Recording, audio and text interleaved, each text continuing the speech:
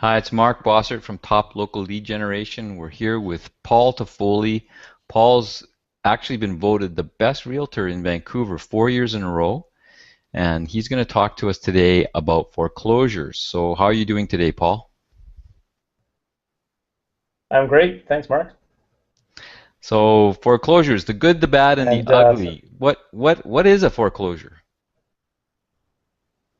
so foreclosures are properties that are being have been had. I'm going to start that again. Foreclosures are properties that are being sold.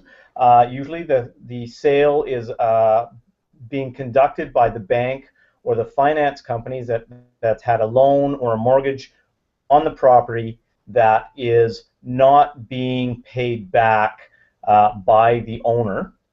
The courts, the banks have applied to the courts for the right to sell the property to get their money back, and the courts have awarded the banks conduct of sale. So it's a long and complex process to get it to where the banks are actually selling it. But once it's there, that's where the real estate community gets involved. So, how does that Um, process work in BC? Okay, so we have quite I don't know if it's a unique process in BC, but it's a quite a straightforward process once you understand it. The trick is understanding it, and that's why it's good to be working with an expert who has been through the process multiple times. Um, Basically, so say that John Smith has a mortgage on their house. Something unfortunate has happened to John. He's lost his job, or he had too large a mortgage in the first place, and he can't pay the bank back. So he stops making his payments. The bank will notify him and ask for him to make the loan good. If after several months John hasn't come up with the money, the bank can then go to the courts and say to the judge, we need to get our money back. The only way we can see clear to this is through the sale of the property. The judge will make sure that all of the proper notifications have been given to the owner, to John Smith, and then will give the bank what's called conduct of sale.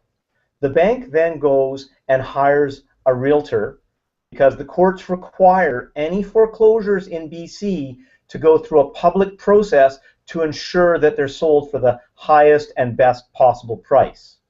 Um, then the bank will then hire a realtor who will do a market assessment, price the property what they think is fair market value, and it goes on the typical multiple listing system, just like any other property that would be sold through a realtor would be done. Um, Typically, these properties will have some challenges. They'll have maintenance issues, or they will have if the seller's not paying back the bank, he's probably not spending money on the roof or on decorating and things like that. So there can be some challenges.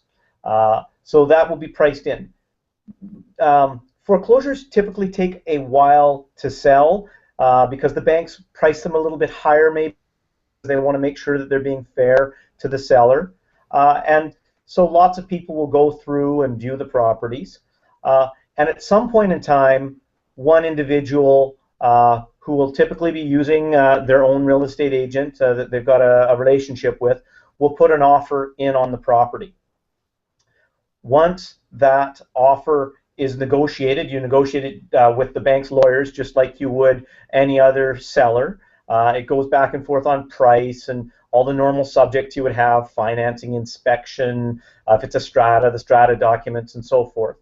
And then once that offer has been accepted, then that buyer will do their due diligence. They'll put their financing in place, do all those things, and remove their subjects. The only difference between that and a normal sale is the bank is required to have a subject on there that is subject to court approval. So before the sale can be confirmed going forward, it will have to go back to court, and the judge or the master will then approve that sale or not. At that time in court, this is where the twist comes up. Any other buyer can walk into court with another offer. The first offer, the amount of that first offer is public knowledge because it's in the court documents. So if the property is priced at $450,000, there's an accepted offer for $400,000, that's going to be published. And then I can walk into court with another buyer, and we know that $400,000, so we're going to think, well, we're going to offer 410 or whatever the case may be. Sometimes you'll see 5 or 6 or 7 other buyers in court, so then maybe the winning bid is going to be above the original list price. Maybe it's going to be $460,000. Sometimes you'll see a difference. Case in point, I had a foreclosure that I dealt with about a month ago. It was a small condominium out in Maple Ridge. It was a 2-bedroom, 2-bathroom, had been on the market for quite a while. Our client tied the property up at about $325,000, went through her whole due diligence, or no, it was even less than that, but went through her whole due diligence and got her financing in place, read the strata documents, all the things that she needed to do to remove her subjects. We got a court date. We were informed that we went to court. We were informed a couple of days before that it looked like there may be another offer coming in. So we prepared our client and said, okay, we need to be prepared. Think about where you may want to change your price and any other changes you may want to make to the contract in order to make your offer more attractive in court. When we showed up in court, there was indeed one other offer that was going to be presented to the courts. And so our client thought about it. We went through a process, and she wrote her price down, and we put an addendum to the contract in, handed it to the bank's lawyer to present. She collected the offer from the other party who was interested. And basically the way it works, they all go into a sealed envelope. Those sealed envelopes got handed up to the master during the process. The master, who was a lady judge at the time, opened up the documents and compared the two. The other offer was required to be even considered, could not have any subjects, and had to have a bank draft deposit in hand, typically in the amount of about 5% of the purchase price. When the master read the prices out, amazingly enough, our client had increased her price to $351,440. The other offer was $351,300. We got it by $140. It was the closest I'd ever seen. It was just our client was over the moon. So that's the kind of thing that can happen in court. I've been in other ones where there's been no other offers. So the first offer was the one we had. It just got accepted because it was fair market value. So it's a bit of a process to understand, but it can be a very rewarding one. And in both those cases, I do believe that our client paid a little bit under market value for the property that they bought. So, so that's overall, sort of that's. Overall, Paul, would you say it's a good idea? Yeah. So it really depends on your situation.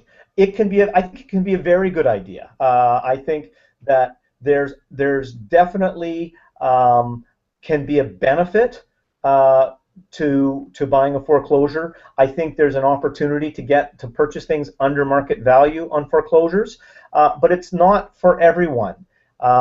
If you're the first person in and you can do your subject and have it subject to financing and put your financing in place, it's great because then it's just like any other purchase. However, if you don't like the idea of going to court and having somebody else be able to trump your price, and you need certainty around your purchasing process, then it may not be the best for you.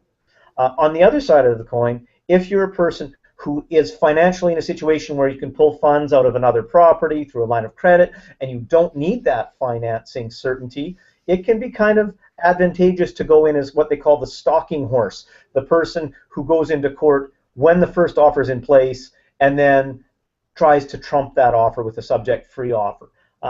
So each situation is unique. but it's really worth sitting down with an expert, someone like myself, who can walk you through the process and see whether it might be something that would work for you. That's awesome, Paul. Great story too. I mean, that must have been pretty exciting when they read that I, out. we will, for sure. So we've been Yeah. talking with Paul Toffoli.